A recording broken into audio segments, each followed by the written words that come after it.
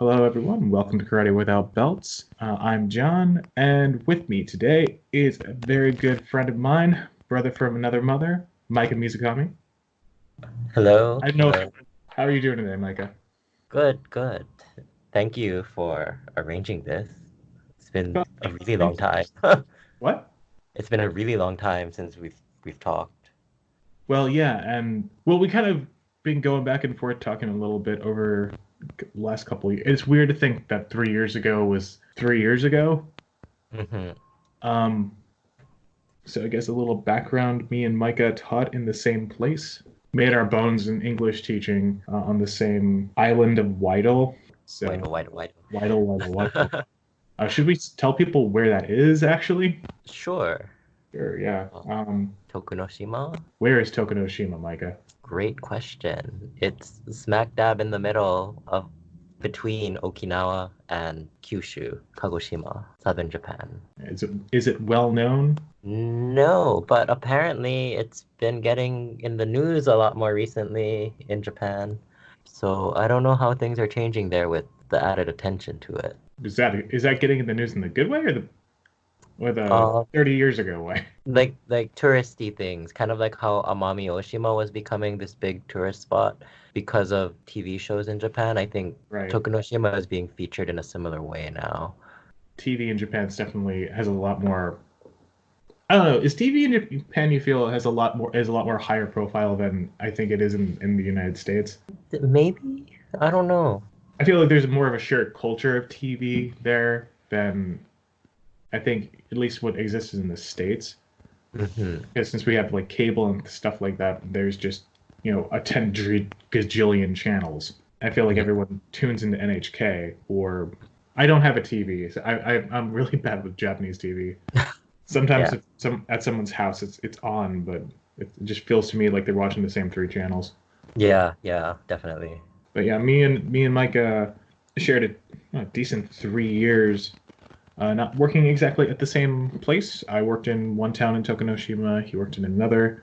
But it's not like they were super far away. Micah had gone on, unlike me becoming a lowly podcaster and a slight shuffler of more English words around with people. Micah had gone on to gloriously become a PhD candidate at the University of Hawaii, if I'm getting that correct, Hmm. and is now. What would you say your current work consists of? Work or like academic work? You can say both.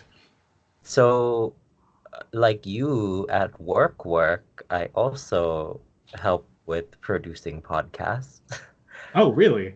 as one small aspect of the work I do in the Center for Oral History at UH Manoa. Hmm. So we have a bunch of recordings of like interviews with people from long ago, and we're trying to take it out of our archives because it's just sitting there and no one knows it's there. But academic wise, I applied to the program trying to like my application was about rapport building with Japanese language teachers or like not teachers, but like grad assistant teachers. So they're in this like middle position between being an actual sensei and being a student and Okay. looking Yeah. at like native Japanese student teachers versus non-native Japanese student teachers and the relationships they have with their students.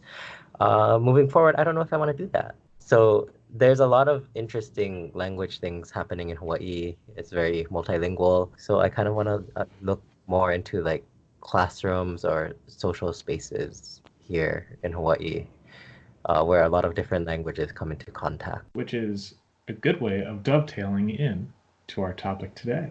Yes. So, our topic today, if you're confused up to this point, which most people who listen to our podcast either click off or just like, what are they talking about? Where's Jeremy? Where's Marty? So this has everything to do with karate because this is everything to do with the place that that karate comes from, Okinawa. And me and Mike both have a very strong experience in with Okinawa and with stuff related to Okinawa, but in very different ways. And one thing that comes into we come into contact with when we're talking about this, and especially with when it comes to karate, is language. And this is something me and Micah have been wrestling with for probably. Micah's been wrestling with this more professionally for a longer time than I have. I just kind of showed up one day and was like, "Oh, this is a thing." But it's that Okinawa's language isn't official language, isn't their native language, and there tends to be kind of a fight and a kind of a bifurcation therein. So, Micah, how would you tell us about the native language of Okinawa? So my background is in linguistics, and in Japan, there's two, I guess, main language families. If you think of it, language like a tree, the main branch is this thing called Japonic, and from Japonic you get Japanese language spoken on the mainland of Japan, and then the other branch is called Ryukyuan or Luchuan, which comprises of Okinawa and all of the islands around Okinawa. And within that branch of Ryukyuan, there's many other branches that are all different languages, including Uchinaguchi or Okinawan, Amami, which is northern Ryukyuan, Miyako is another variety, Right. and I think there's 5 or 6 different ones in the Ryukyus, all distinct languages. Linguists say they're languages in and of themselves, but the Japanese government is kind of, I guess, they don't really want to call it a separate language. So many people in Japan refer to these languages as dialects, which kind of undermines their status as languages. And if you look historically, when Japan, I guess, colonized Okinawa, part of that effort was to take away their language and impose the Japanese language on Right. them. And that is why, like you were mentioning earlier, that even though it is Okinawa and Okinawan or Uchinaguchi should be the first language spoken there, it is not, especially with the younger generations, and it's in danger of being lost because only elderly people are able to speak it really fluently now. Could you tell me what was your first interaction with this? Kind of when you, because you have, at least in your heritage, I don't want to say some. I mean, you tell me, because we've had conversations about this, but we were also drinking a lot too. God, in our youth. God, that such youth. Not anymore. Yeah, not. I remember warning you. You were in your early 20s. I was in bridging on 30, and I was like, Micah, one day it's gonna hit you too. And it hit. You have Okinawan in your actual heritage, if Mhm. I'm not mistaken. Yes. So So I consider myself a quarter Okinawan. okay, so I'm a quarter Italian. I'm 75%. I don't know. Somebody fell off a truck, off a boat, off a plane, off a train. So you've got that in your heritage. And what was your first interaction with Uchinaguchi, or in that kind of this kind of there's a lot of articles about this that kind of say what you just said, but you personally, how did you kind of first interact with this, and what was your initial response? So being born and raised in Hawaii, here we identify by our ethnicities. So I would say I'm Japanese and Okinawan. And then when I went to do my undergrad on the mainland, and I encountered a lot of, I guess, students, international students from Japan who would see me and other Asian kids from Hawaii, and they would ask us like, "Are you Japanese?" But I guess their meaning of Japanese was very different from our meaning of Japanese. Like for us, it's just being ethnically Japanese, but for them, Japanese meant one of our parents had to be from Japan, where in Hawaii, because of the history here, a lot of our parents, grandparents, even great grandparents grew up Right. on the plantation as workers, and then they just intermarried with other plantation workers who were also Japanese or Okinawan or whatever. So when I would tell them I'm Okinawan and Japanese, they would say, but they're the same thing. And I was like, they're not. But so many people told me that. And then it really got me thinking why in Japan, like, why don't they think of Okinawa as a separate ethnicity, and like what historical circumstances came up with this, I guess, different perception of this place in Japan. And so I guess my really my first interaction with Uchinaguchi is when I went to Okinawa the summer of before my junior year of college. I got a research grant to go to Okinawa and do interviews with people. And then one of the people I was able to talk to was Fija Byron, who is known as an Uchinaguchi master and a teacher of it. And I got to sit in on one of his community language classes, and then he was telling me about the history of the language, or not just the language, but the languages of Okinawa. And his position is seen as pretty radical in Japan, since he has been advocating for Okinawan or Uchinaguchi as a separate language for a really long time. So I guess that's what really opened my eyes to the language side of Okinawan. And do you think it's good you mentioned Fija Byron because he's one of, if not the main proponent modernly of Uchinaguchi being used, being implemented, and it is this weird uphill battle. When you talk to people in Japan about this, because even though I think intellectually a lot, you can kind of walk people through this idea and they'll understand it. But I think intellectually they'll understand it, but like kind of consciously they won't recognize it. They won't kind of, there will not be a shift in thinking generally.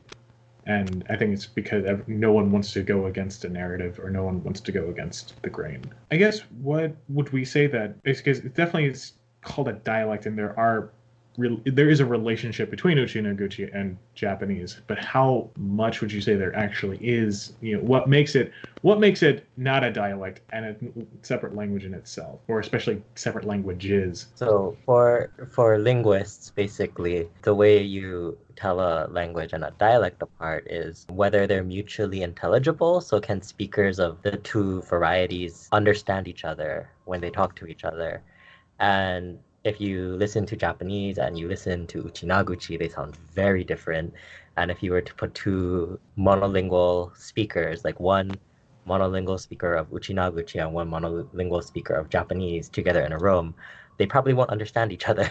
And that is kind of the basic test to define a separate language. Whereas if you at Tokunoshima, where we were, Right.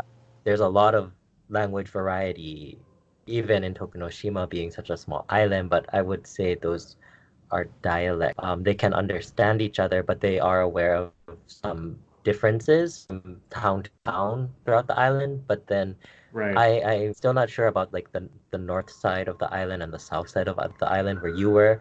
because I know they speak very differently in both areas, and I don't know how much mutual intelligibility is there. Right. And I remember very succinctly in one class we kind of talked about this. Like I talked about this with my junior high school students when we were in Tokunoshima, and they were in the same town, and they were kind of in the same part of the town, and there was kind of three elementary schools that, I think it was two or three elementary schools that ended up going to the same junior high school.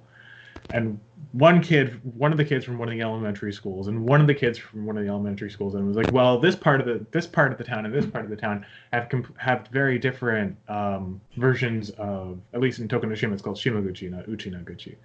And I was like, they have different versions of Shimaguchi. One kid said, yes, of course. And the other kid said, like, no, no, no, no. So, and, for better or for worse, I think the town I was in, there was some kids like had a very strong sense of their language, or some of those kids were at least able to point to me and be like, oh yeah, he knows Shimaguchi really well. And how well they actually knew it, maybe it was just what they thought, not what they actually knew. But there was one person who was talking to me about just how, like, if your mother was from this place and your father was from this place and they got married, you ended up kind of literally being a child of two different languages or two different dialects, and just ended up using the words they used. Interesting.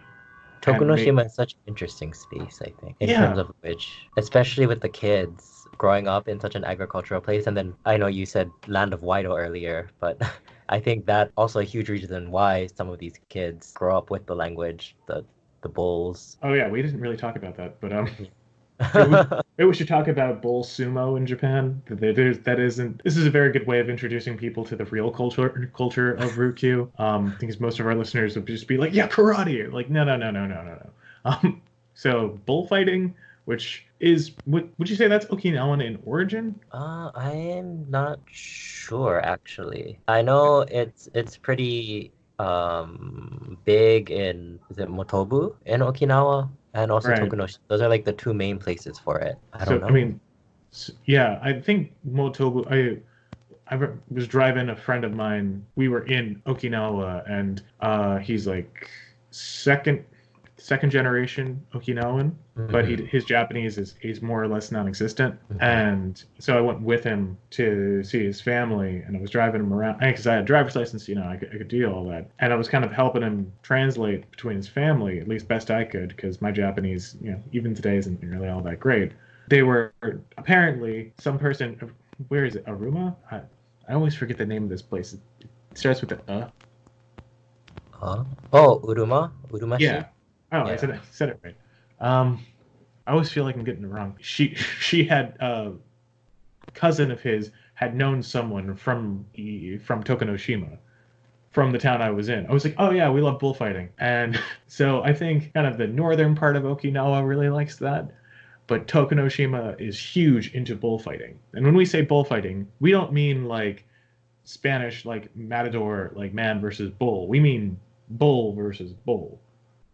And it's this very strong cultural activity in those two very specific places that, whether you agree with what they're doing or not, it has been preserved for time immemorial between wars and factions and changes in governments. It's the one thing that's remained, and I think that's maybe held on to that local language. So also costs $30 to get into. So how many times have you gone to scene one? Once or twice, I think. There was that one time we all went together, and then Yeah, I think I went one more time after that with some teachers or one teacher, and yeah, then I don't know, I don't remember. It wasn't my thing. it's not a lot of people. It's a very specific. It's super niche, but Mhm. I think it's also largely a part of the identity of that island. Yes. So Yeah.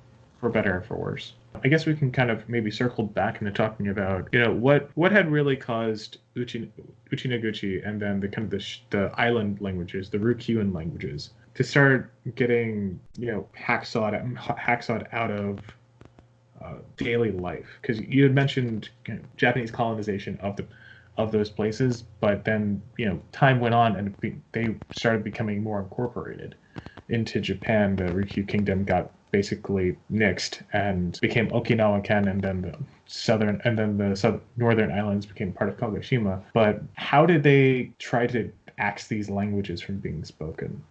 Their whole policy, I think, didn't only apply to Okinawa, it also applied to some of the really rural areas as well, where the dialects were really strong, but they used the school system. And they had this thing called the Hogen Fuda, which is the dialect tag.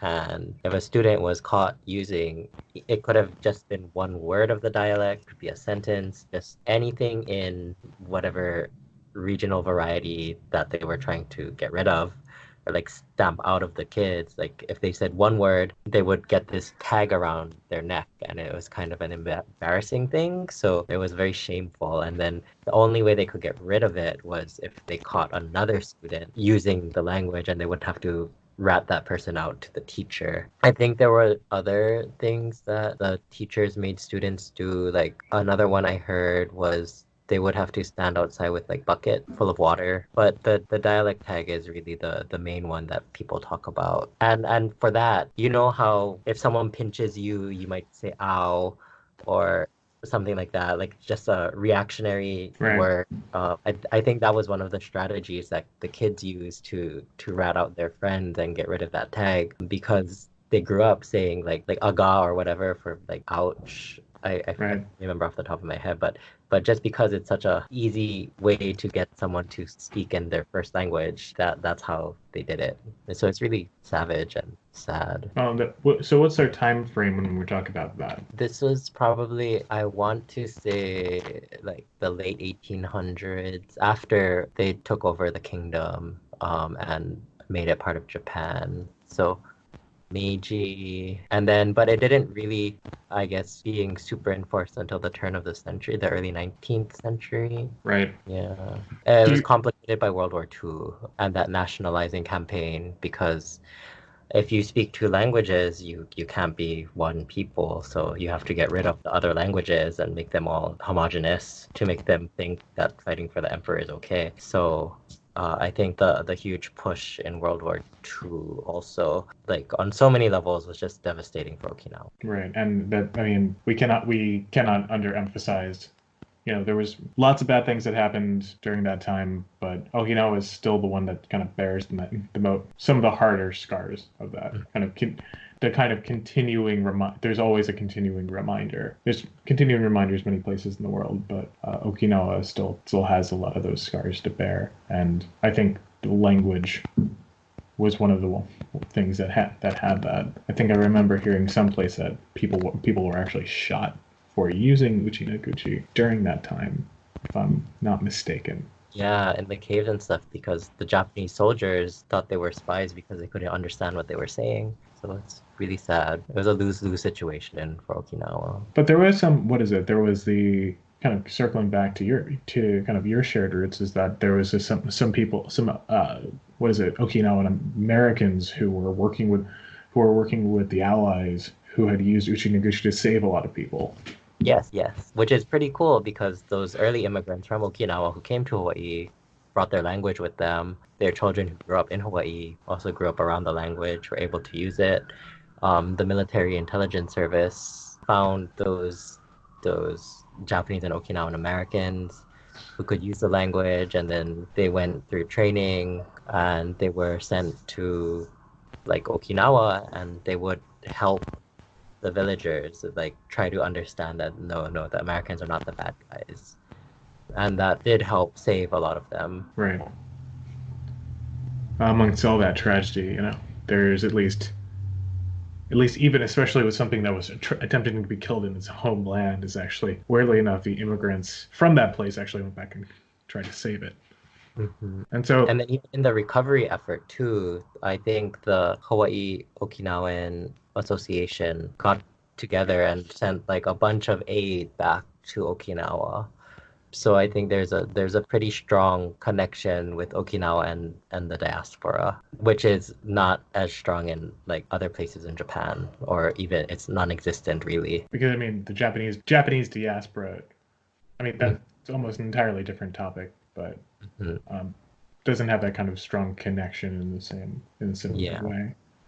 So I guess we can kind of go back and like use that to kind of go into, there was this long period of attempting to kind of kill off these languages, turn the last century's homogenization. I mean, not just in Japan, but many other places in the world. But now even in Japan, there's an attempt to kind of save the languages. As a linguist, how do you view these attempts to kind of preserving and saving the languages and making them kind of alive again? So there's a lot of researchers and linguists at NINJAL, which is the National Institute for Japanese Language and Linguistics, I believe. So it's a national organization in Japan, but the work they're doing is amazing. They're trying to document a lot of the languages all around Japan, but especially the Ryukyus. And they're even trying to make or develop like community classes and even like picture books in the local languages. And it's really hard, though, to try and bring back these languages without the support of the education system. I know some people have tried to make like a charter school in Okinawa, like a Uchinaguchi kind of preschool or whatever. Right, I've seen some news about that, but Yeah, but because of the laws in place with the education system, I think they're running into problems there. Like they won't get credited for that or accreditation as a school. But it's really a lot of work to revitalize a language, and without that kind of, I guess, institutional support, it's really difficult. But it's nice to see that there is interest in these communities to have these language classes, and to see that it's both the young and old want to learn the language of their heritage.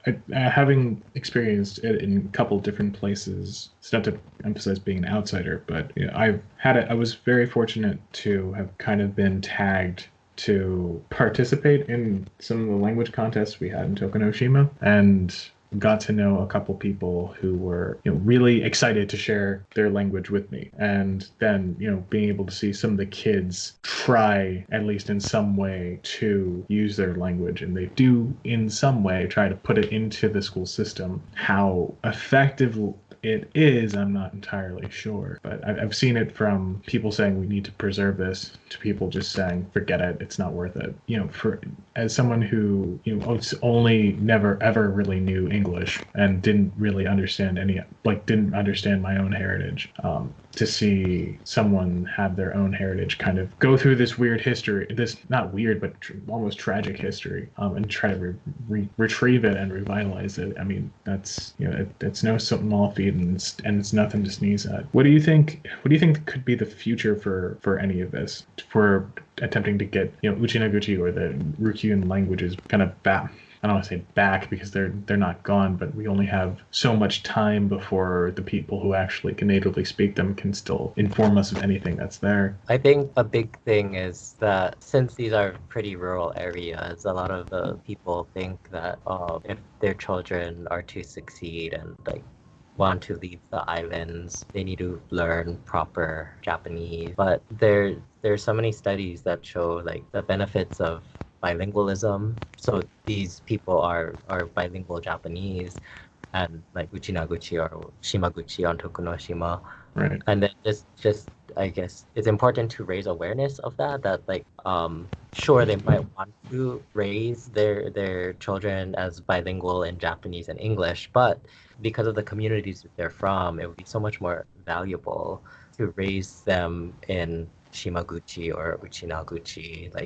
If the parents are working, they can leave their babies with the grandparents who are probably first language, Uchinaguchi or Shimaguchi is probably their first language, and then the child would be raised bilingually in this Ryukyuan language and Japanese, and then as they get older, they can learn English or whatever in the school system. But I think that everyone, when they talk about, success for their children, they don't really see learning the local language as something that will impact their kids in a positive way. And I think we really need to shift that conversation to highlight some of those benefits more.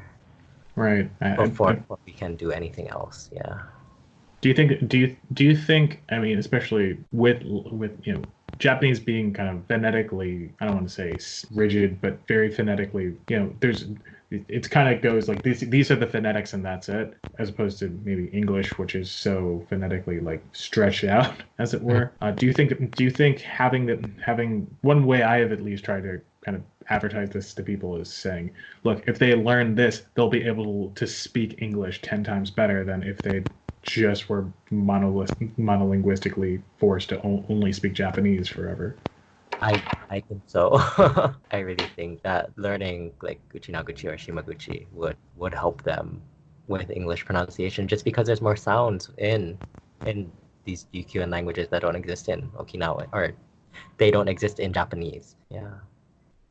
Now, do you think that where could these, we can go to language into culture and kind of cultural activities.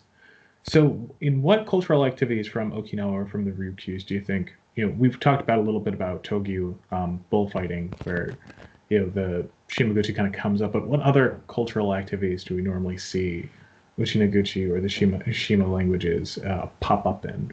Just kind of just by fact of being from these places. I would say folk music, so sanshin, or shamisen, Asa. What is Asa for those who are listeners who don't know? I call it Okinawan taiko dancing. Yeah, it's really hard to describe, to verbally describe. You have to kind of see it. Dancing with taiko drums instead of standing in front of a drum, like Japanese taiko. Right. So there's Sanshin, there's Asa. I don't know, do you have anything else? Well, and then this kind of goes into the root of this podcast, karate. There has been some effort been made in the last. There's someone, I'm blanking on the name right now, but there's someone who has actually done, a Canadian researcher, and she had done research into Uchinaguchi used in karate, and she had published her findings on this, but I'm blanking on who it was. There's a Facebook group about it too.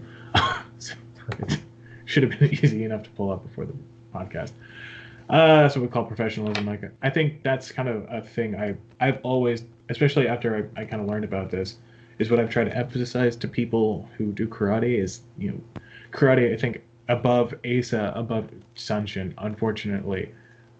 I say unfortunately because I think these things would kind of catch fire if they could actually be taken abroad a lot more. I think people would really be into Sanshin, or not just Sanshin, but also ASA. But like karate, as far as we can tell, there's more people who do karate internationally than people who do karate in Japan. There's more people who do karate internationally than people who do karate in Okinawa, right? Just because of population differences. Since this is such a wide audience, what I've always tried to argue to people is if you can get people on board enough to switch a lot of what they try to use Japanese for and switch it to Uchinaguchi or switch it to kind of the island languages, then you can preserve it internationally. At least some parts of it, or at least some parts of it can be well maintained internationally. That's what I've always tried to argue, is that most people who go to Okinawa, they need English translations. They always need somebody to help them out. Knowing Japanese might be helpful. Everything kind of is written in Japanese, but at least as in terms of a cultural activity, karate should be seen as that as well. And when we participate in a cultural activity, we should use as much of that culture's language as possible. I agree. Mm-hmm. I'm glad you do. Unfortunately, I've actually run into some people I've talked about this other places, and I've gotten the response, like minor response of, hey, this is a good idea, to, this is a terrible idea. This is just pretentious. Unless we know everything about it, we should not do any of it, which is a weird reaction. Yeah. I feel like if you start using it, there's no really big issue there. You're just switching out words, right? Yeah. And then if you want to dive deeper, then of course you can always try and learn more of the language. But that's good exposure, I feel like, just switching some of the terms. And like you said, it will help preserve those terms and also raise awareness about Uchinaguchi. What's interesting is that some of the people who I know, some of the karate people, it always tends to be, there's a guy who was in the military, married an Okinawan girl. Now they live somewhere else. They don't live in Okinawa, they live somewhere else in the world. And they always kind of talk about, the old guy always kind of talks about, oh yeah, the Hogan, the dialect. My wife kind of knows it, but we just use Japanese in class, because I don't even think, as far as I know, and I believe this is more or less accurate, as you were saying, people value Japanese, at least at that time when they were learning, probably in the post-war era, they valued Japanese over Uchinaguchi. So they were teaching these military guys and these international guys who were coming over to learn karate in Japanese. They weren't teaching them in Uchinaguchi. And so I think, I think this would also be kind of a radical shift for a lot of those older masters to suddenly start using their dialect in class, and then trying to have to tell them, and to a degree deprogram this thinking, it's not a dialect, it's our language, it's our way of preserving it, we can preserve it this way. That might be a workaround, that whole Shimaguchi or Uchinaguchi school not being able to opening a Uchinaguchi dojo. There you go. Where everything is in the language and you learn through doing. It's not like an explicit language learning class, but you're learning language as you go through the moves, and because it's so physical, it might stick. I don't know, but it's an idea. That is, I mean, for a lot of people, for me at least, how I originally learned Japanese was not through a class; it was through doing karate. And there's a weird spirit. I don't want to say this in an odd way, but like a weird spirituality to the language for me. Because when I do karate, and when I was using Japanese, it was like doing it in a foreign language. That means more, and in reality it doesn't, but to you it means something. So I think when you're saying that there, definitely I think that, Micah, get on the horn, tell them to do that. I have friends in Okinawa who are teaching karate classes in English and in Okinawa, and I think there's merit to that too, but you could actually probably do both. So yeah. So what are you working on right now, in terms of, that normally when when we do this, we're like, "What are we working on this week? Well, we're working on this kata or this idea or this movement." Micah to all degrees is not, as much as I've tried to does not want to do karate. In fact, I remember one time I had a sanchin in my house. I was having people over for karate, and he's like, "Can I just come down and play sanchin while you guys do karate?" So, but in terms of, I guess, research on, I'm not just this topic, but what you're working on now for your PhD work. What are you getting into this I guess your term started this. Last week. It started last week. So I'm trying to use this semester to kind of focus my research interests. You could say I'm taking two courses with my advisor. So one looks at linguistic landscape, and that's looking at languages in places. So it can be looking at signs, or it could be more like ethnographic, the people speaking in a certain location, and how different languages interact there. And then my other class is looking at discourse. So like how is discourse, or discourse in the sense of like ideologies and stuff, how are they conveyed through language? And for linguistic landscapes especially, I'm thinking that Okinawa would be a very interesting place to do a study on that, just because of English, the military presence, Japanese, Uchinaguchi, and there's a lot of other migrant workers from all over the Chinese, place. Yeah, Philippines, the Chinese tourists, the like roots. Filipiners. Yeah. So I think that would be an interesting place to do that kind of language study. I can't do it this semester, but maybe dissertation. I don't know. There you go. I'd take that in a heartbeat. All I can do is just kind of see Okinawa from my upstairs window and just wish someday. So this week I'm unfortunately not doing what you're doing, but I'm doing what we used to do a lot of, is preparing for a marathon. And Which one? Yoron Marathon? yes, sir. So Yeah. preparing for that. Good friends of ours are coming coming down for that, and just doing more like I had trained. As I told Micah before we got started, I kind of have this weird insomnia where I'll wake up and it's not so much, oh God, I can't sleep. It's more like, oh God, I'm awake. So I'll wake up and be like, well, got to start running. It's 3 a.m. Might as well. And kind of got wiped one day for that. So it ended up nixing one of the records I had for our January challenge we have on the channel. So nuts to that. But yeah, it's just going to be getting the running engine back up and running. And Are you doing the full or the half? I am doing the full. Ooh. I've never done the half. I've always done the full. Uh-huh. I've started running a lot again last year. I'm still not in my Tokunoshima shape, but I'm hoping to get back to it or closer to it this year. I'm trying to be really consistent with my running, because when I started my master's, I cut it out. I sacrificed my health for school, and that was not good for me. Everyone does that. Don't worry about it. It's not.